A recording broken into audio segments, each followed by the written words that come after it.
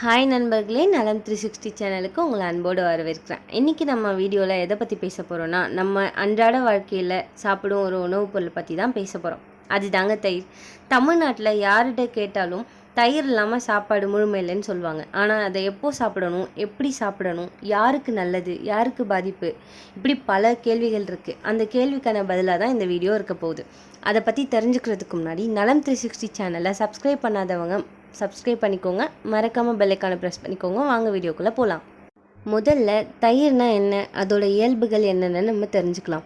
தயிர் என்பது பால் பாக்டீரியா மூலம் புளித்து உருவாகும் ஒரு இயற்கை ப்ரோபயாட்டிக் உணவு. இதில் கால்சியம், பாஸ்பரஸ், புரோட்டீன், பி குழு வைட்டமின்கள், ப்ரோபயாட்டிக் பாக்டீரியா நிறையவே இருக்குது. எலும்புகளுக்கும் பற்களுக்கும் இது வலிமை தரும். குடலுக்கு உள்ள பாக்டீரியாவை வளர்க்கும். உடல் சூட்டை குறைக்கும் தன்மை இதில் அதிகமாக இருக்குது. இந்த தயிர் ஜீரண சக்தியை அதிகரிக்கும், குடல் ஆரோக்கியத்தை மேம்படுத்தும். எலும்பு வலிமை பெற இதில் கால்சியம் அதிகமாக இருக்குது. உடல் சூடு குறைக்கும். கோடை காலத்தில் தண்ணி சேர்த்து மோர் குடித்தா உடல் குளிர்ச்சியாகும். எடை குறைக்கவும் உதவிகரமாக இருக்குது. தயிர் சாப்பிட்டா வயிறு நிறைந்த உணர்ச்சி தரும், அதனால் எடை குறைக்க உதவிகரமாக இருக்குது. ப்ரோபயாட்டிக் நன்மைகள்: குடலுக்கு உள்ளே இருக்கிற கேடு தரும் கிருமிகளை கட்டுப்படுத்துது. தோல் மற்றும் முடி நன்மை: இந்த தயிரை ஃபேஸ் பேக், ஹேர் பேக்காக கூட நம்ம பயன்படுத்தலாம். கொழுப்பு கட்டுப்பாடு: கொலஸ்ட்ராலை குறைக்கவும் இது உதவுது. நோய் எதிர்ப்பு சக்தி: பாக்டீரியா எதிர்ப்பு சக்தி அதிகரிக்கும். இதுவரை தயிரோட நன்மைகள் என்னன்னு பார்த்தோம். இப்போது இந்த தயிர் சாப்பிட்றதால நமக்கு என்னெல்லாம் பக்க விளைவுகள் ஏற்படுதுன்னு தெரிஞ்சுக்கலாம். இரவில் சாப்பிடக்கூடாது. குளிர்ச்சியான தன்மை இருப்பதால் சளி, காய்ச்சல் வர வாய்ப்பு இருக்குது.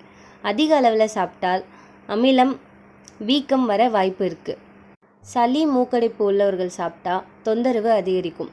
அலர்ஜி உள்ளவர்களுக்கு, பால் பொருட்களை ஜீரணிக்க முடியாதவர்களுக்கும் சாப்பிட்டால் வயிற்றுப்போக்கு ஏற்பட வாய்ப்பு இருக்குது. சர்க்கரை சேர்த்து சாப்பிடுவது தவிர்க்க வேண்டும். பாக்டீரியா தன்மையை குறைக்கும். இந்த தயிரை சரியான நேரத்தில் சாப்பிடணும். அந்த சரியான நேரம் என்னன்னு, மதிய நேரத்தில் சாப்பிட்றது ரொம்பவே நல்லது. அதிகமாக தினமும் சாப்பிடக்கூடாது, சத்துக்கள் இம்பேலன்ஸ் ஆகும். எப்போது சாப்பிடக்கூடாதுன்னு தெரிஞ்சுக்கிட்டோம். அதை எப்போது கரெக்டாக சாப்பிடணும்னு தெரிஞ்சுக்கலாமா? காலை உணவுடன் மதிய உணவுடன் சிறிய அளவு சாப்பிடலாம். இரவு தவிர்க்க வேண்டும். கோடை காலத்தில் மோர் அருமையானது. குளிர்காலத்தில் சளி இருக்கும்போது கவனமாக சாப்பிடணும். எல்லாத்துக்குமே ஒரு அளவு இருக்குது. தயிர் நல்லது தான், ஆனால் சரியான அளவில் சரியான நேரத்தில் சாப்பிட்டா தான் அது நல்லது. இல்லைனா நன்மையை விட தீமையை தான் அதிகமாக தரும். அளவுக்கு மீறினால் அமிர்தமும் நஞ்சுன்னு ஒரு பழமொழியே இருக்குது. இதுக்கு மேலே என்ன வேணுங்க? இந்த வீடியோ உங்களுக்கு பிடிச்சிருந்துச்சுன்னா லைக் பண்ணுங்கள், ஷேர் பண்ணுங்கள், மறக்காமல் நம்ம பேஜை சப்ஸ்கிரைப் பண்ணுங்கள். பை.